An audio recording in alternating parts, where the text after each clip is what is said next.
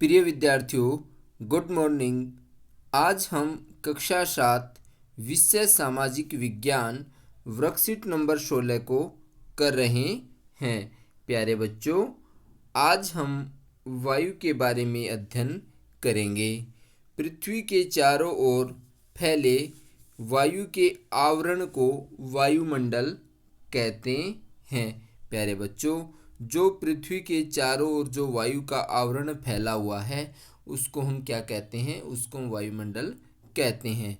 प्यारे बच्चों, पृथ्वी पर सभी जीव जंतु रहने के लिए वायुमंडल पर निर्भर हैं। यह हमें सांस लेने के लिए वायु प्रदान करता है, अर्थात जो हम सांस लेने के लिए वायु प्रयोग करते हैं वो हम वायुमंडल से ही लेते हैं एवं सूर्य की हानिकारक किरणों से हमारी रक्षा करता है। कौन? ये वायुमंडल। यदि वायुमंडल न हो, हम दिन के समय सूर्य की अत्यधिक गर्म किरणों से जल सकते हैं और रात के समय ठंड में जम सकते हैं। अतः वायुमंडल पृथ्वी पर रहने योग्य तापमान बनाए रखता है। तो वायुमंडल आपने जाना कि वायुमंडल से हमें क्या क्या फायदे हैं। अब आगे वायुमंडल के अंदर जो जो गैस मौजूद हैं, अब हम उनके बारे में जानेंगे। तो प्यारे बच्चों, जिस वायु का उपयोग हम सांस लेने के लिए करते हैं वह वास्तव में अनेक गैसों का मिश्रण होती है, अर्थात उस वायु में अनेक प्रकार की और अन्य वायु गैसें मिली होती हैं। जैसे एक चक्र के द्वारा समझाया गया है कि नाइट्रोजन जो है वायुमंडल में 78% है। सबसे ज़्यादा वायुमंडल में नाइट्रोजन गैस पाई जाती है। कार्बन डाइऑक्साइड 0.03% है पूरे वायुमंडल में। ऑर्गन 0.9% है, 0.93% ऑर्गन है और अन्य जो गैसें हैं वो 0.04% हैं। अब बच गई हमारी ऑक्सीजन, जो हम सांस लेने के लिए प्रयोग करते हैं।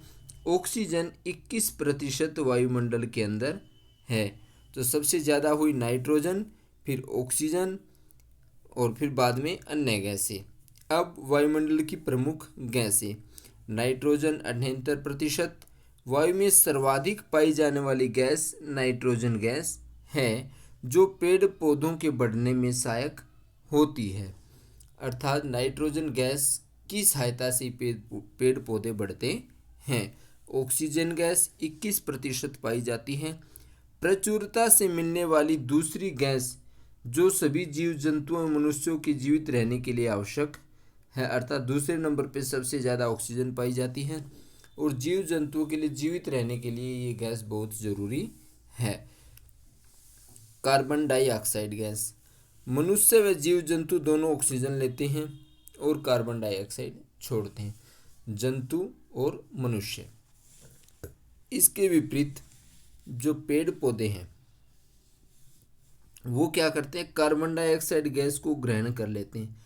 जो हम कार्बन डाइऑक्साइड छोड़ते हैं उसको पेड़ पौधे ग्रहण कर लेते हैं और ऑक्सीजन छोड़ते हैं और इसी तरह से वायुमंडल का संतुलन बना रहता है। तो प्यारे बच्चों, इसलिए तो कहा जाता है कि ज़्यादा से ज़्यादा मात्रा में पेड़ पौधे लगाने चाहिए ताकि वायुमंडल में संतुलन बना रहे। वृक्षों की उपयोगिता।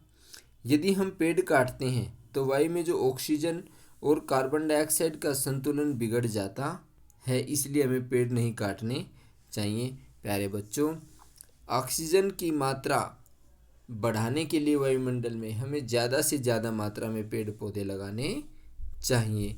अब कार्बन डाइऑक्साइड गैस। जो गैस हम छोड़ते हैं कार्बन डाइऑक्साइड, वो हमारे लिए बहुत महत्वपूर्ण भी है। इसके क्या क्या फ़ायदे हैं इसके बारे में जानेंगे।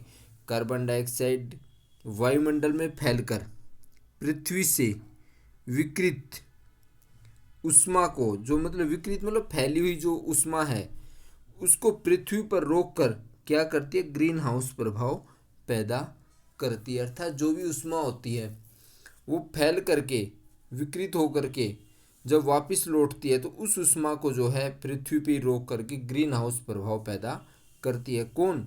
Carbon dioxide gas.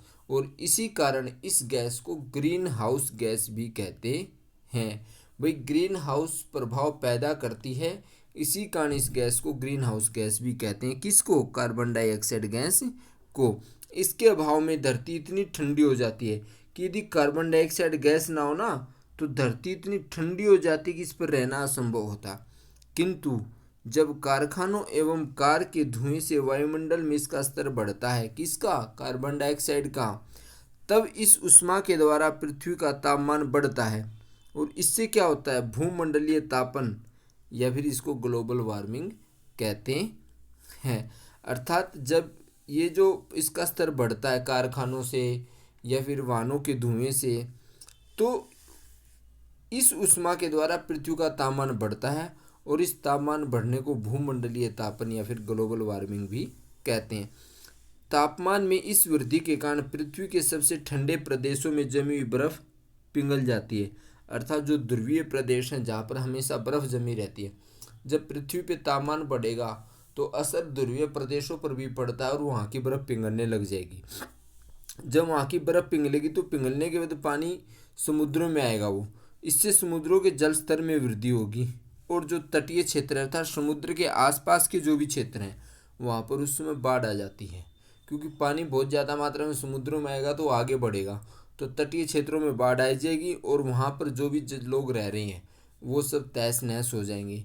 तो इससे क्या जलवायु में भी बहुत ज़्यादा परिवर्तन हो सकता है और जिसके फलस्वरूप कुछ पेड़ पौधे और पशु भी लुप्त हो सकते हैं। अब आगे हमारे इसके अभ्यास के प्रश्न हैं। वायुमंडल क्या है? तो प्यारे बच्चों, ये आपकी वर्कशीट है हल की हुई। वायुमंडल पृथ्वी के चारों ओर फैले आवरण को हम क्या कहते हैं? वायुमंडल कहते हैं। अब हमारा प्रश्न नंबर 2 है, पृथ्वी पर तापमान की वृद्धि के क्या कारण है? तो प्रिय विद्यार्थियों, कारखानों एवं कारों के धुएं से कार्बन डाइऑक्साइड का स्तर जो है वायुमंडल में बढ़ जाता है और इसी कारण से पृथ्वी के तापमान में वृद्धि होती जाती है। ठीक है ना। अब हमारा प्रश्न नंबर 3, रिक्त स्थान की पूर्ति कीजिए। पेड़ पौधे क्या छोड़ते हैं? तो प्यारे बच्चों, खाली स्थान में आएगा ऑक्सीजन छोड़ते हैं और कार्बन डाइऑक्साइड गैस ग्रहण करते हैं। या छोड़ने की बात हो रही है। छोड़ते कौन सी गैस हैं? ऑक्सीजन। और ग्रहण कौन सी करते हैं? Carbon dioxide. Carbon dioxide number 2 खाली स्थान क्या पैदा करती है भाई? तो carbon dioxide gas green house प्रभाव पैदा करती है और इसी के कारण इस गैस को ग्रीन हाउस गैस भी कहते हैं। प्रश्न नंबर खाली स्थान नंबर 3, पृथ्वी के वायुमंडल के तापमान में वृद्धि को क्या कहते हैं? तो इसको कहेंगे भूमंडलीय तापन या फिर ग्लोबल वार्मिंग कहते हैं। अब हमारा मिलान करना है तो मैंने सीधे उत्तर लिख दिए। नाइट्रोजन 78% है, ऑक्सीजन 21%, कार्बन डाइऑक्साइड 0.03%, ऑर्गन 0.93% और अन्य गैसें 0.04%। प्यारे बच्चों, ये आपकी वर्कशीट है। आशा करता हूँ आप इसको समझ गए होंगे। प्यारे बच्चों, यदि आपने चैनल को सब्सक्राइब नहीं किया है तो आप चैनल को लाइक करें, सब्सक्राइब करें और अपने दोस्तों के पास भी शेयर करें। धन्यवाद।